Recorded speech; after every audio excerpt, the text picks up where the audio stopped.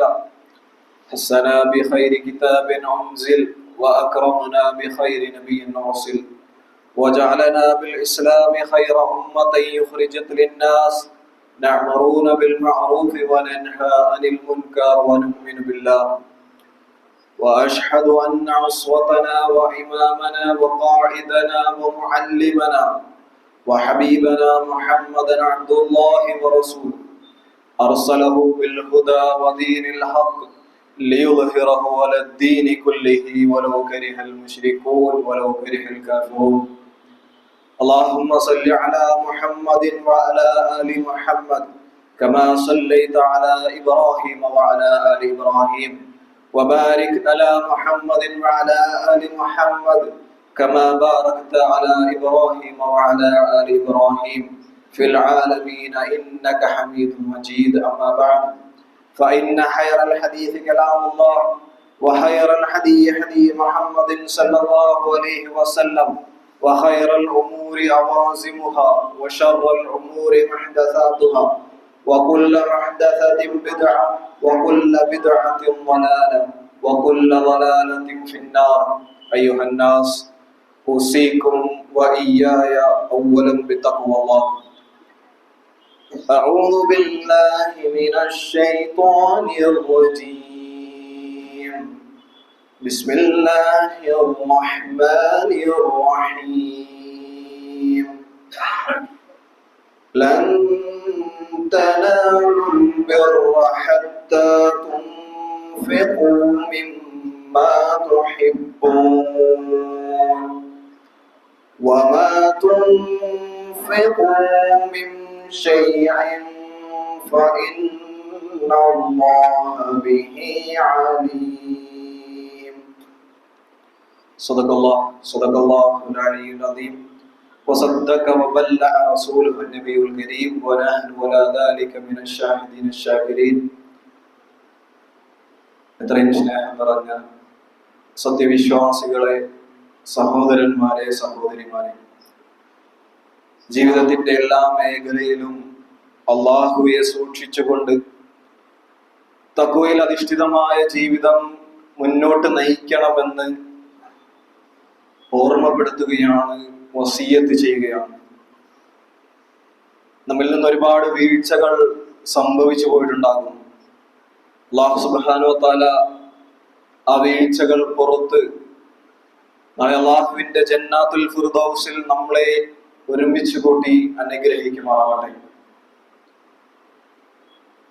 സത്യവിശ്വാസികളെ, പരിശുദ്ധ ഖുർആനിലെ സൂറത്തുൽ ആൽ ഇംറാനിലെ 92-ാം വചനം, ആ വചനമാണ് ഞാൻ തുടക്കം പാരായണം ചെയ്തത്. ലൻ തനാലുൽ ബിർറ ഹത്താ തുൻഫിഖൂൻ മിമ്മാ തുഹിബ്ബൂൻ. നിങ്ങൾ ഇഷ്ടപ്പെടുന്നതിൽ നിന്ന് നിങ്ങൾ ചെലവഴിക്കുന്നത് വരെ നിങ്ങൾക്ക് ആർക്കും പുണ്യം നേടാൻ സാധിക്കുകയില്ല. വമാ തുൻഫിഖു മിൻ ഷൈഇൻ ഫഇന്നല്ലാഹ ബിഹി അലീം. നിങ്ങൾ ഏതൊരു വസ്തു ചെലവഴിച്ചാലും തീർച്ചയായും ആ വസ്തുവിനെ കുറിച്ച് അള്ളാഹുവിന് കൃത്യമായ അറിവുണ്ട് എന്ന പരിശുദ്ധ ഖുർആനിലെ വചനം. ഈ ആയത്ത് അവതരിച്ചപ്പോൾ സ്വഹാബിമാര് ചിന്തിക്കാൻ തുടങ്ങി, എന്താണ് എനിക്ക് ഏറ്റവും പ്രിയപ്പെട്ടത്? ഓരോ സഹാബിമാരും ഇരുന്ന് ആലോചിച്ചു. അവരവരുടെ സമ്പത്തിൽ അവർക്ക് ഏറ്റവും പ്രിയങ്കരമായത് ഏതാണ് എന്ന് നോക്കാൻ തുടങ്ങി. ചില ആളുകൾ അവരുടെ ഭൂമി, അവരുടെ വാഹനം, മൃഗങ്ങള്, അവരുടെ കീഴിലുള്ള അടിമകള്, ഇങ്ങനെ ഓരോന്നും അവർക്ക് ഏറ്റവും പ്രിയപ്പെട്ടത് ഏതാണ് എന്ന് സഹാബിമാര് കണക്കാക്കാൻ തുടങ്ങി. അതിലൊരു സംഭവം, മഹാനായ അബൂ തൽഹ റളിയല്ലാഹു അൻഹു, അദ്ദേഹം വലിയ സമ്പന്നനാണ്. മദീനയിലെ അതിസമ്പന്നന്മാരിൽപ്പെട്ട ഒരു സമ്പന്നൻ. അദ്ദേഹത്തിന് ഒരു പ്രിയങ്കരമായത്, അഹബ്ബു അംവാലിഹി ഇലൈഹി ബൈറഹ. അദ്ദേഹത്തിന് ഏറ്റവും പ്രിയങ്കരമായത് മദീന പള്ളിയുടെ ഓപ്പോസിറ്റുള്ള അദ്ദേഹത്തിന്റെ ബൈറഹ എന്ന് പറയുന്ന ആ തോട്ടമാണ്. അല്ലാഹുവിന്റെ റസൂൽ കരീം സല്ലല്ലാഹു അലൈഹി വസല്ലം യശ്റബു മിൻ മാഇൻ ഫീഹാ ത്വയ്യിബ്, വളരെ നല്ല ശുദ്ധജലം ലഭിക്കുന്ന ഒരു തോട്ടമാണ്. അല്ലാഹുവിന്റെ റസൂൽ ആ തോട്ടത്തിൽ പ്രവേശിച്ച് അവിടെ നിന്ന് വെള്ളം കുടിക്കാറുണ്ടായിരുന്നു. ഫലമ്മാ നസല, അങ്ങനെ ഈ ആയത്ത് അവതരിച്ചു. ലൻ തനാലുൽ ബിർറ ഹത്താ തുൻഫിഖു മിമ്മാ തുഹിബ്ബൂൻ, നിങ്ങൾ ഇഷ്ടപ്പെടുന്നത് അല്ലാഹുവിന്റെ മാർഗത്തിൽ ചെലവഴിക്കുന്നത് വരെ നിങ്ങൾക്ക് പുണ്യം നേടാൻ സാധ്യമല്ല. അബൂ തൽഹ റളിയല്ലാഹു അൻഹു അല്ലാഹുവിന്റെ റസൂൽ കരീം സല്ലല്ലാഹു അലൈഹി അടുക്കൽ സമീപിച്ച് പറഞ്ഞു, യാ റസൂലല്ലാഹ് ഇന്നല്ലാഹ യഖൂൽ, അല്ലാഹു പറഞ്ഞില്ലേ ഏറ്റവും പ്രിയങ്കരമായത് അല്ലാഹുവിന്റെ മാർഗത്തിൽ ചെലവഴിക്കാത്തവര് അവർക്ക് പുണ്യം നേടാൻ സാധിക്കുകയില്ല എന്ന്. വ ഇന്ന അഹബ്ബു അംവാലി ഇലയ്യ ബൈറഹ, എന്റെ സമ്പത്തിൽ എനിക്ക് ഏറ്റവും പ്രിയപ്പെട്ടത് ഈ ബൈറഹ എന്ന തോട്ടമാകുന്നു. അല്ലാഹുവിന്റെ റസൂലേ, വ ഇന്നഹാ സദഖതു ലില്ലാഹ്, ഞാനിതാ അല്ലാഹുവിന്റെ മാർഗത്തിൽ ഇത് ദാനം ചെയ്യുന്നു. അർജു ബിർരിഹ വദുർഹ ഇൻദല്ലാഹ്, അതിൽ നിന്നുള്ള പുണ്യം ഞാൻ, അതിൽ നിന്നുള്ള പ്രതിഫലം ഞാൻ അള്ളാഹുവിൽ നിന്ന് മാത്രമേ പ്രതീക്ഷിക്കുന്നുള്ളൂ എന്ന് അല്ലാഹുവിന്റെ റസൂൽ കരീം സല്ലല്ലാഹു അലൈഹി വസല്ലം അത്ഭുതപ്പെട്ടു. അല്ലാഹുവിന്റെ റസൂലിന്റെ ചിന്ത, ഒരു ആയത്ത് സ്വഹാബിമാരിൽ ഉണ്ടാക്കിയ മാറ്റം, ഒരായത്ത് സ്വഹാബിമാരെ എങ്ങനെയാണ് സ്വാധീനിച്ചത് എന്നായിരുന്നു അല്ലാഹുവിന്റെ റസൂൽ കരീം സല്ലല്ലാഹു അലൈഹി വസല്ലം ചിന്തിച്ചത്. അല്ലാഹുവിന്റെ റസൂൽ കരീം സല്ലല്ലാഹു അലൈഹി വസല്ലം അബൂ തൽഹയോട് പറഞ്ഞു, വേണ്ട, നീ അത് ദാനം ചെയ്യേണ്ട, നീ അത് നിന്റെ കുടുംബക്കാർക്കും നിന്റെ ആവശ്യക്കാർക്കും നീ കൊടുക്കണം.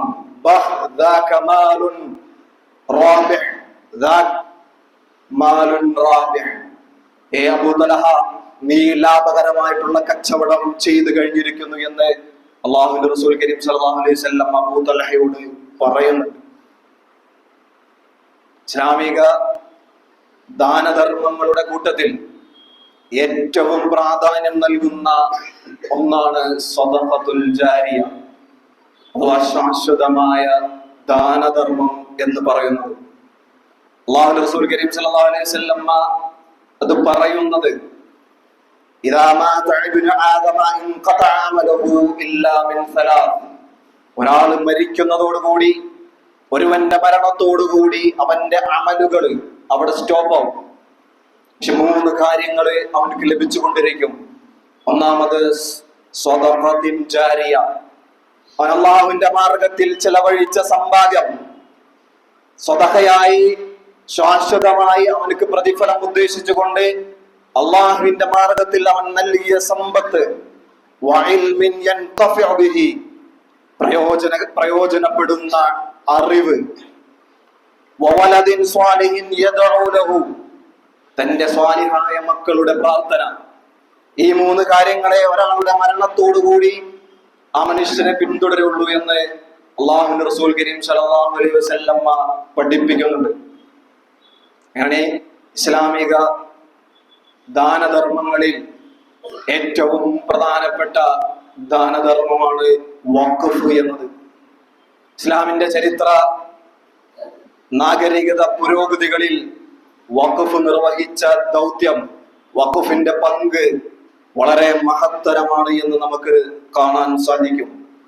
ഒരാൾ സ്വന്തം ഉടമസ്ഥതയിലുള്ള വസ്തു, അതിൽ നിന്ന് ലഭിക്കുന്ന എല്ലാ ലാഭവും എല്ലാ കാര്യങ്ങളും അള്ളാഹുവിന്റെ മാർഗത്തിൽ ചെലവഴിക്കുന്നതിനെയാണ് സാങ്കേതികമായി വഖഫ് എന്ന് പറയുന്നത്. ഇസ്ലാമിക ചരിത്രം പരിശോധിച്ചു കഴിഞ്ഞാൽ ഇസ്ലാമിക നാഗരികത അല്ലെങ്കിൽ ഇസ്ലാമിന്റെ ആ ഒരു സാമൂഹിക വ്യവസ്ഥ രൂപപ്പെടുത്തുന്നതിൽ വഖഫിന്റെ പങ്ക് വളരെ വലുതാണ്. നമുക്കറിയാം, മനുഷ്യന്മാരുടെ ഇടയിലുള്ള സാമ്പത്തിക അന്തരം അത് വളരെ വലുതാണ്. സമ്പന്നരെന്നും സമ്പന്നരായും ദരിദ്രരെന്നും ദരിദ്രരായും ജീവിക്കുന്ന ഒരു രാജ്യം.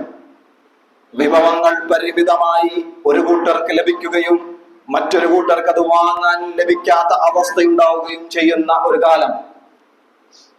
നല്ല ശമ്പളവും നല്ല ജീവിത വ്യവസ്ഥയും നിലനിൽക്കുന്ന, നല്ല സൗകര്യങ്ങളുള്ള ആളുകൾക്ക് മാത്രം വിദ്യാഭ്യാസം നൽകുന്ന, അവര് മാത്രം വിദ്യാഭ്യാസം നേടുന്ന ഒരു കാലം. ഇവിടെയാണ് വഖഫ് അത് നിർവഹിച്ച ദൗത്യം നമ്മളെ പഠിപ്പിക്കുന്നത്. കാശുള്ളവൻ മാത്രമല്ല പഠിക്കേണ്ടത്, അതിനേക്കാൾ കഴിവും ശക്തിയും അതിനേക്കാൾ ഇന്റലക്ച്വലായി കഴിവുകളുള്ള ഒരുപാട് ആളുകൾ പഠിക്കാൻ സാധിക്കാതെ ഈ സമൂഹത്തിൽ ജീവിക്കുന്നുണ്ട്. അവർക്കും കൂടി വിദ്യാഭ്യാസം നൽകണമെന്ന ആശയത്തിൽ വഖഫ് ഇസ്ലാമിക ചരിത്രത്തിൽ ഒരുപാട് സ്വാധീനം ചെലുത്തിയതായിട്ട് നമുക്ക് കാണാൻ സാധിക്കും. ദരിദ്ര വിദ്യാർത്ഥികൾക്ക് അവർക്ക് പഠിക്കാനുള്ള എല്ലാ സൗകര്യങ്ങളും ചെയ്തു കൊടുത്ത് അവരെ ഇസ്ലാമിക പണ്ഡിതന്മാരും ഇസ്ലാമിക ലോകത്തെ സയന്റിസ്റ്റുകളും എല്ലാം മാറ്റിയ ചരിത്രം നമുക്ക് ഇസ്ലാമിൽ നിന്ന് പഠിക്കാൻ സാധിക്കും. ലോക ചരിത്രത്തിലേക്കൊന്നും നോക്കേണ്ടതില്ല, നമ്മുടെ ഇന്ത്യൻ ചരിത്രത്തിലേക്ക് അല്ലെങ്കിൽ ഇന്ത്യയിലേക്ക് നമ്മളൊന്ന് നോക്കിയാൽ മതി. അതിനെക്കുറിച്ച് ഇന്ത്യയിലെ കണക്കുകൾ പറയുന്നത് ഏകദേശം 8.5 8.5 ദശലക്ഷം വഖഫ് സ്വത്തുക്കള്, വഖഫ് പ്രോപ്പർട്ടി ഇന്ത്യയിലുണ്ട് എന്നാണ്. നമ്മൾ ആലോചിക്കുന്നത് എത്ര മാത്രം വഖഫ് പ്രോപ്പർട്ടി ഇന്ത്യയിലുണ്ട് എന്ന്. അതിൽ 8 ലക്ഷം ഏക്കർ ഭൂമിയായിട്ടാണ് വഖഫ് സ്വത്തായിട്ടുള്ളത്. ആ ഭൂമിയായിട്ടുള്ള ആ സ്വത്ത് അത് ആളുകൾക്ക് അങ്ങനെ വെറുതെ കൊടുക്കേണ്ട ആവശ്യമൊന്നുമില്ല. അത് വിറ്റ് കഴിഞ്ഞാൽ നല്ല പൈസ കിട്ടും. ഒരു ഭൂമിക്ക് എത്ര വിലയുണ്ടെന്ന് നമുക്കറിയാം. ആ ഒരു ഭൂമി അവർക്ക് അങ്ങനെ വെറുതെ നൽകേണ്ട ആവശ്യമൊന്നുമില്ല.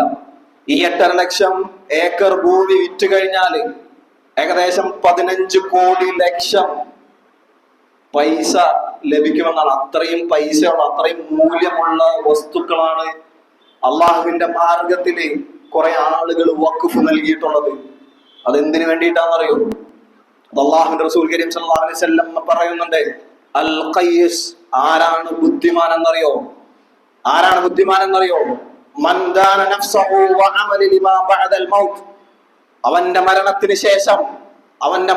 ശേഷം അവന്റെ ഖബറിലേക്കും അവന്റെ പരലോകത്തിനും വേണ്ടി പണിയെടുക്കുന്നവൻ, അതിനുവേണ്ടി സ്വരക്കൂട്ടുന്നവനാണ് ബുദ്ധിമാൻ എന്ന് അല്ലാഹുവിന്റെ റസൂൽ കരീം സല്ലല്ലാഹു അലൈഹി വസല്ലം പറഞ്ഞിട്ടുണ്ട്. അവരുദ്ദേശിച്ചത് നാളെ പരലോകത്തുള്ള ആ ശാശ്വതമായ ജീവിതം മാത്രമാണ്. ഈ നശ്വരമായ ജീവിതത്തിലെ ഒരു വിഭവങ്ങളും അവർക്ക് വലുതായിരുന്നില്ല. അതുകൊണ്ടാണ് അള്ളാഹുവിന്റെ മാർഗത്തിൽ അവരുടെ കയ്യിലുണ്ടായിരുന്ന ഈ സമ്പത്ത് മുഴുവൻ പൊതുജനങ്ങളുടെ ആവശ്യങ്ങൾക്ക് വേണ്ടി അവർ വഖഫായി നൽകിയത്. നമ്മൾ ആലോചിച്ച് നോക്കണം, ഇസ്ലാമിക ചരിത്രത്തില് ആദ്യമായി വഖഫ് ഭൂമി നൽകുന്നത് മഹാനായ ഉമർ റളിയല്ലാഹു അൻഹു ആണ്. വഖഫ് എന്ന ദാനധർമ്മത്തെ പഠിപ്പിച്ചതും ജാഹിലിയ്യത്തിലെ ആർക്കും പരിചയമില്ലാത്ത ഈ ഒരു സമ്പ്രദായത്തെ ജനങ്ങൾക്ക് പഠിപ്പിച്ചു നൽകിയത് മഹാനായ മുഹമ്മദ് നബി സല്ലല്ലാഹു അലൈഹി വസല്ലമയാണ്. യുദ്ധങ്ങൾക്ക് ശേഷം ഉമർ റളിയല്ലാഹു അൻഹുവിനെ ഖൈബറിലെ ആ യുദ്ധത്തിന്റെ മുതലായിട്ട് ഒരുപാട് സ്ഥലം ഉമർ റളിയല്ലാഹു അൻഹുവിന്റെ പേരിൽ വന്നു. ഉമർ റളിയല്ലാഹു അൻഹു ചോദിച്ചു, അല്ലാഹുവിന്റെ റസൂലേ, ഈ ഭൂമി ഞാൻ എന്താണ് ചെയ്യേണ്ടത്? അല്ലാഹുവിന്റെ റസൂൽ പറഞ്ഞു, നീ അത് വിറ്റ് കളയരുത്, അതിൽ നിന്നുള്ള ലാഭം നീ എടുക്കണം എന്ന് പറഞ്ഞു. മഹാനായ ഉമർ റളിയല്ലാഹു അൻഹു ആ ഭൂമി ജനങ്ങളുടെ ആവശ്യങ്ങൾക്ക് ആ ഭൂമി ഉമർ റളിയല്ലാഹു അൻഹു നൽകിയത് അതിലെ തന്റെ കുടുംബക്കാർക്കും ദുർബലരായിട്ടുള്ള ദരിദ്രർക്കും അവർക്കെല്ലാം അതിൽ നിന്ന് ലഭിക്കുന്ന ലാഭം ആ ജനങ്ങൾക്ക് എടുക്കാമെന്നുള്ള വ്യവസ്ഥയിൽ ഉമർ റളിയല്ലാഹു അൻഹു ആ ഭൂമി അള്ളാഹുവിന്റെ മാർഗത്തിൽ വഖഫ് ചെയ്യുന്നുണ്ട്. ഇതായിരുന്നു ഇസ്ലാമിക ചരിത്രത്തിലെ ഒന്നാമത്തെ വഖഫ് എന്ന് പരിചയപ്പെടുത്തുന്നത്. കാരണം ഈ ഭൂമിയിലൊന്നും നേടാനില്ല. മരിച്ചതിന് ശേഷം അള്ളാഹുവിന്റെ സ്വർഗത്തിലേക്ക് നേടണമെന്ന ആ ഒരു നെയ്യത്തോടു കൂടിയായിരുന്നു സഹാബിമാരെല്ലാം ജീവിച്ചിരുന്നത്. ഒരിക്കല് മദീനയില് ജനങ്ങളെല്ലാവരും ഒരു മനുഷ്യന്റെ അടുക്കൽ നിന്ന് ഗഫാർ ഗോത്രക്കാരനായ ഒരാളുടെ കയ്യിൽ നിന്ന് ഒരു മുത്ത് ധാന്യമണികൾ നൽകി ഒരു തോൽപാത്രം വെള്ളം തിരിച്ചു വാങ്ങുന്നതായിട്ട് റസൂൽ കണ്ടു. റസൂൽ അദ്ദേഹത്തോട് പോയി ചോദിച്ചു,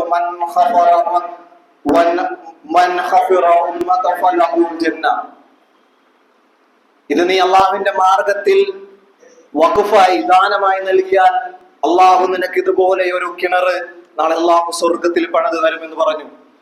അപ്പോൾ ആ മനുഷ്യൻ പറഞ്ഞു, ഇത് അള്ളാഹുവിന്റെ മാർഗത്തില് ചെലവഴിക്കാൻ ആഗ്രഹമില്ലാണ്ടല്ല, അള്ളാഹുവിന്റെ റസൂലെ എനിക്ക് എന്റെ കുടുംബത്തിനും ജീവിക്കാനുള്ള വരുമാന മാർഗം ഇതാണ് റസൂലെ എന്ന് പറഞ്ഞു. അങ്ങനെ ഇത് മഹാനായ ഉസ്മാൻ റളിയല്ലാഹു അൻഹു കേട്ടു. മഹാനായ ഉസ്മാൻ റളിയല്ലാഹു അൻഹു തന്റെ സമ്പത്തിൽ നിന്ന്, വലിയ സമ്പന്നനായിരുന്നു ഉസ്മാൻ റളിയല്ലാഹു അൻഹു. ഉസ്മാൻ റളിയല്ലാഹുവിന്റെ സമ്പത്തിന്റെ സ്വന്തം കൈവശമുണ്ടായിരുന്ന കൃഷിഭൂമിയുടെ കണക്ക് പറയുന്നത് ഏകദേശം 1,00,000 ഈത്തപ്പന തൈകൾ അകത്തി നട്ടാൽ എത്ര ഏക്കർ ഭൂമി ഉണ്ടാകുമോ അത്രയും ഏക്കർ ഭൂമി സ്വന്തമായി ഉണ്ടായിരുന്ന ആളാണ് ഉസ്മാൻ റളിയല്ലാഹു അൻഹു. ഉസ്മാൻ റളിയല്ലാഹു അൻഹു സ്വന്തം കയ്യിൽ നിന്ന് 35,000 ദിർഹം പൈസ ആ മനുഷ്യന് നൽകി, സമ്പത്ത് ആ മനുഷ്യന് നൽകി. ആ കിണറ് അള്ളാഹുവിന്റെ മാർഗത്തിൽ വഖഫ് ചെയ്യുന്നുണ്ട്.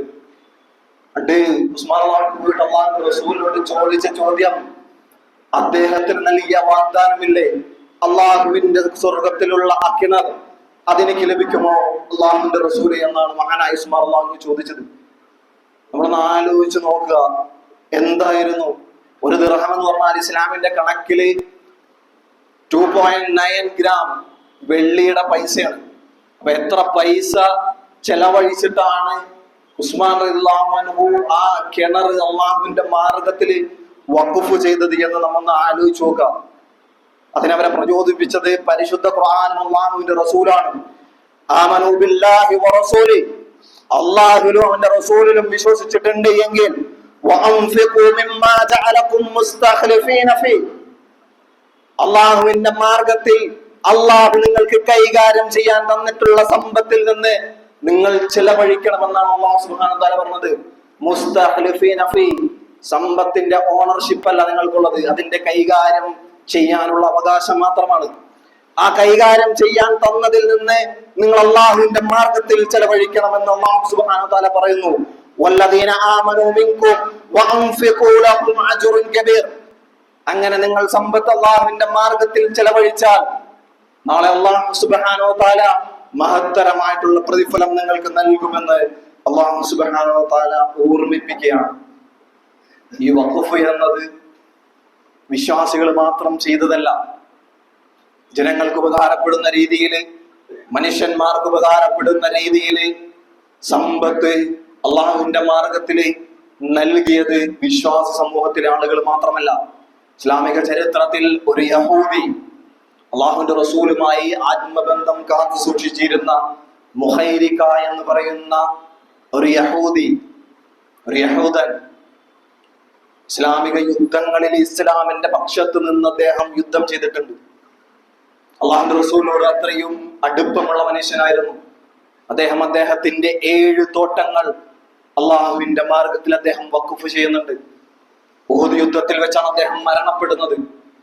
ഉഹദ് യുദ്ധത്തിന് പോകുന്നതിന് മുമ്പ് അദ്ദേഹം യഹൂദികളെ വിളിച്ച് പറയുന്നുണ്ട്, യാ മഅശറൽ യഹൂദ്, അല്ലയോ യഹൂദികളെ, ഞാൻ എൻ്റെ ഈ 7 തോട്ടങ്ങൾ അത് മുഹമ്മദിന്റെ ദീനിലേക്ക് ഞാനിതാ ദാനമായി നൽകിയിരിക്കുന്നു. കാരണം അതിന് ഏറ്റവും യോജിച്ച ആളുകൾ അവരാണ് എന്ന് അദ്ദേഹം പറയുന്നുണ്ട്. അങ്ങനെ അദ്ദേഹത്തിന്റെ മരണശേഷം ആ 7 തോട്ടങ്ങൾ ഇസ്ലാമിന്റെ വഖഫ് ഭൂമിയായിട്ട് ലഭിക്കുന്നുണ്ട്. ഇതായിരുന്നു ഇസ്ലാമിക ചരിത്രത്തിൽ അമുസ്ലിങ്ങൾ പോലും അള്ളാഹുവിന്റെ മാർഗത്തിൽ ജനങ്ങൾക്ക് ഉപകാരപ്പെടുന്ന രൂപത്തില് അവരുടെ സമ്പത്ത് ചെലവഴിച്ചതിനുള്ള മാതൃകകൾ എന്നത്. റസൂൽ കരീം സല്ലല്ലാഹു അലൈഹി വസല്ലം മദീനയിൽ വന്ന് ആദ്യം നിർമ്മിച്ചത് നമുക്കറിയാം പള്ളിയാണ്. മസ്ജിദുൽ ഖുബയും മസ്ജിദുൻ നബവിയുമാണ് അല്ലാഹുവിന്റെ റസൂൽ കരീം സല്ലല്ലാഹു അലൈഹി വസല്ലം അവിടെ വന്ന് സ്ഥാപിച്ചത്. മസ്ജിദുൽ നബവി പണിയുന്ന ആ ഒരു സ്ഥലം നജ്ജാർ ഗോത്രത്തിന്റെ ഭൂമിയായിരുന്നു. യാ ബനി നജ്ജാർ സാമിനു, അല്ലയോ നജ്ജാർ ഗോത്രമേ, നിങ്ങൾ വിലയിടൂ, വില കൊടുത്ത് ഈ ഭൂമി ഞങ്ങൾ വാങ്ങാം.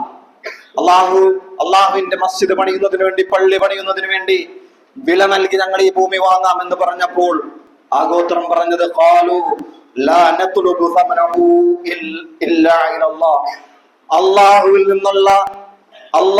നിന്നുള്ള പുണ്യമല്ലാതെ ഞങ്ങൾക്കൊരു സമ്പത്തും അതിൽ വേണ്ട. അള്ളാഹുവിന്റെ മാർഗത്തിൽ ഇതാ ഞങ്ങൾ ഈ ഭൂമി ദാനമായി നൽകിയിരിക്കുന്നു എന്നാണ് ആ ഗോത്രം പറഞ്ഞത്. നമ്മളൊന്ന് ആലോചിച്ചു നോക്കുക, ആ മനുഷ്യർക്ക്, ആ അള്ളാഹുവിന്റെ മാർഗത്തിൽ ആ ഭൂമി നൽകിയ ആളുകൾക്ക് ഇന്ന് ലഭിച്ചുകൊണ്ടിരിക്കുന്ന പ്രതിഫലം. അവര് മരിച്ച് ഖബറിന്റെ ഉള്ളിലാണ്, അവർക്ക് ആ ഖബറിലേക്ക് ലഭിച്ചുകൊണ്ടിരിക്കുന്ന പ്രതിഫലം. നമ്മൾ ഉംറക്കും ഹജ്ജിനും എല്ലാം പോകുമ്പോൾ ഒരുപാട് മനുഷ്യരാണ് മസ്ജിദുൻ നബവിയിലും മസ്ജിദുൽ ഖുബയിലും എല്ലാം പോയി പ്രാർത്ഥിക്കുകയും ആരാധനാ കർമ്മങ്ങൾ നിർവഹിക്കുകയും ചെയ്യണത്. അവരാ ചെയ്യുന്നതിന്റെ എല്ലാം ഒരു കൂലി ഈ ഖബറിൽ കിടക്കുന്ന മനുഷ്യർക്ക് കിട്ടിക്കൊണ്ടിരിക്കുന്നുണ്ട്. മരിച്ചു കഴിഞ്ഞാലും നിലയ്ക്കാത്ത ആ പുണ്യമാണ് അള്ളാഹുവിന്റെ മാർഗത്തിലുള്ള ഈ സ്വതക്കകൾ എന്ന് പറയുന്നത്. സഅദ് ബിൻ ഉബാദ റളിയല്ലാഹു അൻഹു, അദ്ദേഹത്തിന്റെ പ്രിയ മാതാവ് മരണപ്പെട്ടു, മരിച്ചുപോയി. അല്ലാഹുവിന്റെ റസൂൽ കരീം സല്ലല്ലാഹു അലൈഹി വസല്ലമയുടെ അടുക്കൽ വന്ന് ചോദിക്കുന്നുണ്ട്, അല്ലാഹുവിന്റെ റസൂലേ, ഏത് ദാനമാണ് ഏറ്റവും ശ്രേഷ്ഠമായിട്ടുള്ളത്? ഏത് ദാനമാണ് ഏറ്റവും നല്ലത്? അല്ലാഹുവിന്റെ റസൂൽ കരീം സല്ലല്ലാഹു അലൈഹി വസല്ലമ പറഞ്ഞു, സഅദേ, നീ കുറച്ച് വെള്ളം നീ ദാനം ചെയ്താൽ അതും ഏറ്റവും ശ്രേഷ്ഠമായ ദാനമാണ് എന്ന് പറയുന്നുണ്ട്. അങ്ങനെ സഅദ് ബിൻ ഉബാദ റളിയല്ലാഹു അൻഹു അവിടെ ഉണ്ടായിരുന്ന ഒരു കിണർ കുഴിച്ചു. മരുഭൂമിയിൽ കിണർ ഒഴിക്കാൻ പറയുന്നത് വലിയ ചെലവുള്ളായിരുന്നു. അദ്ദേഹം തന്റെ സമ്പത്തിൽ നിന്ന് അവിടെ ഒരു പൊതു കിണർ കുഴിച്ച് അത് ജനങ്ങൾക്ക് ഉപയോഗിക്കുന്ന രീതിയിൽ അദ്ദേഹം അള്ളാഹുവിന്റെ മാർഗത്തിൽ തന്റെ മാതാവിന് വേണ്ടി വഖഫ് ചെയ്യുന്നു എന്നാണ് പറഞ്ഞത്. തന്റെ മാതാവിന് വേണ്ടി, നമ്മളെ വളർത്തി വലുതാക്കിയ, നമ്മളെ ഇങ്ങനെയെല്ലാം ആക്കിയ നമ്മുടെ മാതാപിതാക്കൾ ചിലപ്പോൾ മരണപ്പെട്ടിട്ടുണ്ടാകും. അവർക്ക് വേണ്ടിയും അള്ളാഹുവിന്റെ മാർഗത്തിൽ നമുക്ക് വഖഫ് ചെയ്യാൻ സാധിക്കും. അള്ളാഹുവിന്റെ മാർഗത്തിൽ നമുക്ക് ദാനം ചെയ്യാൻ സാധിക്കും. അവരുടെ ഖബറിലേക്ക് കൂടി പ്രതിഫലം ലഭിക്കുന്ന ഒരു കർമ്മമാണ് ഈ ജാരിയ സ്വതക്ക എന്ന് പറയുന്നത്. അള്ളാഹുവിന്റെ മാർഗത്തിൽ നമുക്ക് സ്വതക്ക ചെയ്യാൻ വേണ്ടി സാധിക്കണം. മഹാനായ അബ്ദുറഹ്മാൻ ഇബ്നു ഔഫ് റളിയല്ലാഹു അൻഹു, അദ്ദേഹം 40,000 ദിർഹം വിലയുള്ള ഭൂമിയാണ് അള്ളാഹുവിന്റെ മാർഗത്തിൽ അദ്ദേഹം വഖഫ് സ്വത്തായിട്ട് കൊടുത്തത്. വഖഫിനായിട്ട് അതിൽ നിന്ന് ലഭിക്കുന്ന എല്ലാ ഗുണവും തനിക്കല്ല, ആ നാട്ടിലെ ജനങ്ങൾക്ക്, ആ നാട്ടിൽ പ്രശ്നം അനുഭവിക്കുന്ന ആളുകൾക്ക് വേണ്ടി മഹാനായ അബ്ദുറഹ്മാൻ ഇബ്നു ഔഫ് റളിയല്ലാഹു അൻഹു ദാനമായി നൽകിയത്. ഒരു ദീനാർ എന്ന് പറയുന്നത് ഇസ്ലാമിന്റെ ഫിഖ്ഹില് 4.25 ഗ്രാം സ്വർണമാണ്. 1 ഗ്രാം സ്വർണത്തിന് ഇന്ന് എത്രയാണ് വില നോക്കിക്കഴിഞ്ഞാല് 6,945 രൂപയാണ് ഇന്നത്തെ സ്വർണത്തിന്റെ വില. നമ്മളപ്പോ അതൊന്ന് കൂട്ടിക്കഴിഞ്ഞാല് 40,000 ഇൻറ്റു 4.5 ഇൻറ്റു 2.5 ഇൻറ്റു 6,945, ഏകദേശം 118 കോടി രൂപ ഇന്നതിന്റെ വിലയുണ്ട്. അത്രയും 118 കോടി രൂപ മൂല്യമുള്ള വസ്തുവാണ് അള്ളാഹുവിന്റെ മാർഗത്തിൽ മഹാനായ അബ്ദുറഹ്മാൻ ഇബ്നു ഔഫ് റളിയല്ലാഹു അൻഹു ദാനമായി നൽകിയത്. നമ്മളൊന്ന് ആലോചിച്ച് നോക്കാം, നമ്മുടെ അടുത്ത് ഒരു 500 1000 അല്ലെങ്കിൽ ഒരു 20,000 രൂപക്ക് വരുമ്പോൾ നമുക്ക് എന്താണ് ഇത്ര കൊടുക്കാൻ ഇത്ര മടി? ഒരുപാട് ആളുകള് വരുന്നത് അവരുടെ സ്വന്തം ആവശ്യത്തിനല്ല, അവര് നിർവഹിക്കുന്നത് ഈ നാട്ടിലെ ജനങ്ങളുടെ പട്ടിണിയും അവരുടെ പ്രശ്നങ്ങളും മാറ്റാൻ വേണ്ടിയിട്ടാണ്. അപ്പൊ അവർക്ക് കൊടുക്കാൻ എന്താണ് നമ്മൾക്ക് ഇത്ര മടി? നാളെ അല്ലാഹു സുബ്ഹാനഹു വ തആല പലിശ വാങ്ങിയവനെ ചോദ്യം ചെയ്യില്ല, ആ നാട്ടിലുള്ള സമ്പന്നനെ ചോദ്യം ചെയ്യും.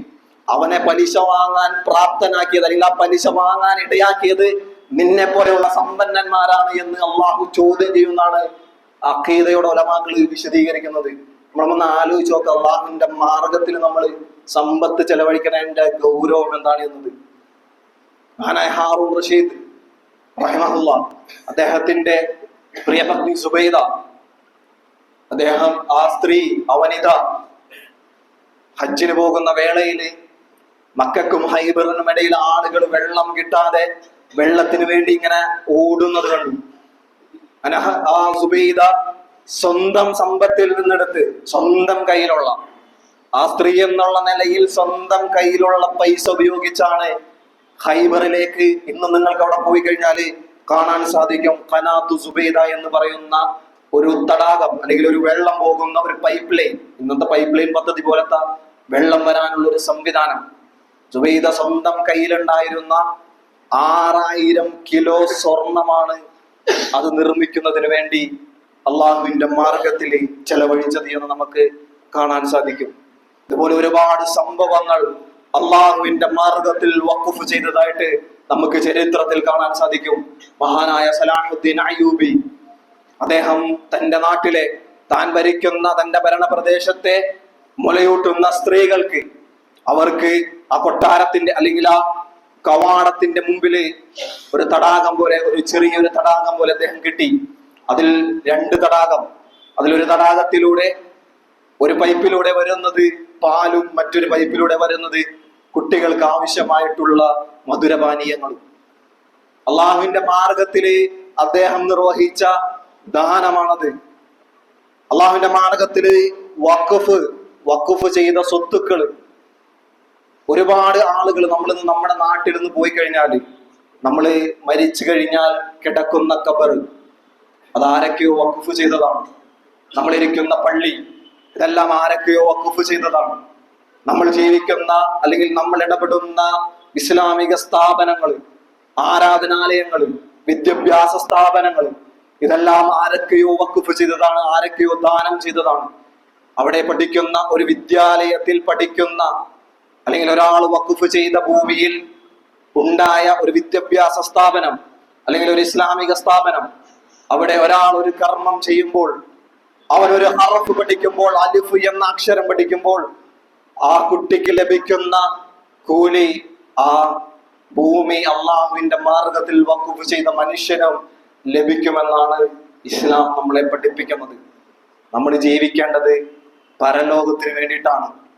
ഈ ഭൂമി എന്ന് പറയുന്നത് ഏത് നിമിഷമാണ് നമ്മൾ ഇവിടെ നിന്ന് മരണപ്പെടുക എന്ന് നമുക്കറിയില്ല. നമ്മളിങ്ങനെ ഒരുപാട് എടുത്തു വെച്ച് സമ്പാദിച്ച് കുന്നുകൂട്ടി എടുത്തു വെച്ചാല് ഇവിടെയും ഉപകാരപ്പെടില്ല. നാളെ അള്ളാഹുവിന്റെ റസൂലിന്റെ, അള്ളാഹു സുബ്ഹാനഹു വ തആലയുടെ പരലോകത്തും ഉപകാരപ്പെടില്ല. അള്ളാഹുവിന്റെ മാർഗത്തിൽ നമ്മൾ ചെലവഴിക്കുമ്പോഴാണ് ഇവിടെയും നാളെ അള്ളാഹുവിന്റെ പരലോകത്തും നമുക്ക് ഉപകാരപ്പെടുക. ഇസ്ലാമിക നാഗരികതയിൽ ഇതുപോലെയുള്ള വഖഫുകൾ, ഇതുപോലെയുള്ള ജാരിയായിട്ടുള്ള സദഖകൾ ഒരുപാട് പുരോഗതിക്ക് കാരണമായിട്ടുണ്ട്. ഉസ്മാനിയ ഖിലാഫത്തിന്റെ ചരിത്രം പരിശോധിച്ച് നോക്കുമ്പോൾ ആ ഉസ്മാനിയ ഖിലാഫത്തിന്റെ വികസനത്തിന് ഏറ്റവും വലിയ സ്വാധീനം വഖഫ് സ്വത്തുക്കളായിരുന്നു എന്ന് നമുക്ക് കാണാൻ സാധിക്കും. ഉസ്മാനിയ ഖിലാഫത്തിന്റെ ചരിത്രത്തിൽ യൂറോപ്പിൽ സ്ത്രീകള് പൈസ, സമ്പത്ത് കൈവശം വെക്കുന്നതിൽ വിലക്കുണ്ടായിരുന്ന ഒരു കാലഘട്ടത്തിൽ ഉസ്മാനിയ ഖിലാഫത്തിന്റെ കീഴിൽ ഉണ്ടായിരുന്ന മുസ്ലിം സ്ത്രീകള്, ചരിത്രം പറയുന്നത്, അതിനെക്കുറിച്ചുള്ള രേഖകളിൽ 2500-ലധികം സ്ത്രീകള് വഖഫായി സ്വന്തം സമ്പത്ത് മുഴുവൻ അള്ളാഹുവിന്റെ മാർഗത്തിൽ ചെലവഴിച്ചതായിട്ടാണ് ചരിത്രം നമ്മളെ പഠിപ്പിക്കുന്നത്. അപ്പോ നമ്മുടെ മാത്രം വികസനമല്ല വഖഫിലൂടെ നടക്കുന്നത്. ഒരു സമൂഹത്തിന്റെ, ഒരു നാടിന്റെ, ഒരു രാജ്യത്തിന്റെ, ഈ ലോകത്തിന്റെ തന്നെ വികസനമാണ് യഥാർത്ഥത്തിൽ വഖഫ് എന്ന ഇസ്ലാമിക ദാനധർമ്മത്തിലൂടെ നടന്നുകൊണ്ടിരിക്കുന്നത്. അപ്പോൾ അള്ളാഹുവിന്റെ മാർഗത്തിൽ ചെലവഴിക്കുന്ന ആളുകളുടെ കൂട്ടത്തിൽ ഉൾപ്പെടാൻ വേണ്ടി നമുക്ക് സാധിക്കണം. പരിശുദ്ധ ഖുർആൻ, അല്ലാഹു സുബ്ഹാനഹു വ തആല നമ്മളോട് ചോദിക്കുന്ന ഒരു ചോദ്യം, പരിശുദ്ധ ഖുർആൻ നമ്മളെ മാറ്റുമെങ്കിൽ ആ ചോദ്യം നമുക്കെല്ലാം ഉപകാരപ്പെടട്ടെ. മൻ ദല്ലദീ യുഖ്രിദുല്ലാഹു ഖർളൻ ഹസന, ആരാണ് അള്ളാഹുവിന് കടം നൽകാനുള്ളത്? ആരാണ് അള്ളാഹുവിന് കടം നൽകാനുള്ളത്? ഫയുളാഇഫഹു ലഹു അദ്ആഫൻ കസീറൻ വല്ലാഹു യഖ്ബിദു വയുബ്സിതു വഇലൈഹി തുർജഊൻ. നിങ്ങൾ അള്ളാഹുവിന് കടം നൽകുകയാണ് എങ്കിൽ അള്ളാഹു തീർച്ചയായും നിങ്ങൾക്കത് ഇരട്ടിയായി നൽകും. നിങ്ങൾ നൽകുന്നതിന്റെ ഇരട്ടിയായിട്ട് അള്ളാഹു സുബ്ഹാനഹു വ തആല നൽകും. അത് അള്ളാഹു പറഞ്ഞതിൽ നമുക്ക് വിശ്വാസമില്ലേ? അള്ളാഹുവിന്റെ മാർഗത്തിൽ നിങ്ങൾ ഒരു 500 ചെലവഴിച്ചാൽ അത് 1000 അള്ളാഹു നൽകുമെന്ന് പറയണേ. അള്ളാഹിൽ വിശ്വാസം ഉണ്ടെങ്കിൽ എന്താണ് നമുക്ക് അള്ളാഹുവിന്റെ മാർഗത്തിൽ ചെലവഴിക്കാൻ എത്ര മടി? അള്ളാഹുവിന്റെ സമ്പത്ത് അള്ളാഹു കൈകാര്യം ചെയ്യാൻ നൽകിയിട്ടുള്ള ഈ സമ്പത്ത് അള്ളാഹുവിന്റെ മാർഗത്തിൽ ചെലവഴിച്ചാൽ അത് നിങ്ങൾക്ക് ഇരട്ടിയായിട്ട് നൽകുമെന്ന് പറയുമ്പോൾ നമുക്ക് എന്താണ് അള്ളാഹുവിന്റെ മാർഗത്തിൽ ചെലവഴിക്കാൻ ഒരു മടി? എന്തേ? അള്ളാഹ് പറഞ്ഞതിൽ വിശ്വാസമില്ലേ? ഇത് നമുക്ക് തിരിച്ചു കിട്ടൂലെന്നുള്ള ഒരു തോന്നലുണ്ട്. നമ്മുടെ ഉള്ളിന്റെ ഉള്ളില് ഒരു 500 ഇങ്ങനെ കൊടുക്കുമ്പോൾ എനിക്കിനി 500 എന്റെ പോക്കറ്റിൽ നിന്ന് പോയല്ലോ എന്ന വിഷമമാണോ? അള്ളാഹ് പറഞ്ഞത് നിങ്ങൾക്ക് ഇരട്ടിയായിട്ട് വരുമെന്നാണ്. നിങ്ങൾ കൊടുത്തു നോക്ക്, അള്ളാഹുവിന്റെ മാർഗത്തിൽ സമ്പത്ത് ചെലവഴിച്ചു നോക്ക്, അള്ളാഹു ഇരട്ടിയായി നൽകുന്നത് നമുക്ക് കാണാൻ സാധിക്കും. ആ അർത്ഥത്തിൽ അള്ളാഹുവിന്റെ മാർഗത്തിൽ സമ്പത്ത് ചെലവഴിക്കുന്നവരുടെ കൂട്ടത്തിൽ അള്ളാഹു സുബ്ഹാനഹു വ തആല നമ്മളെ ഉൾപ്പെടുത്തി അനുഗ്രഹിക്കുമാറാകട്ടെ. وأقول قولي هذا أستغفر الله لي ولكم ولسائر المسلمين من كل ذنب فاستغفروه إنه هو الغفور الرحيم.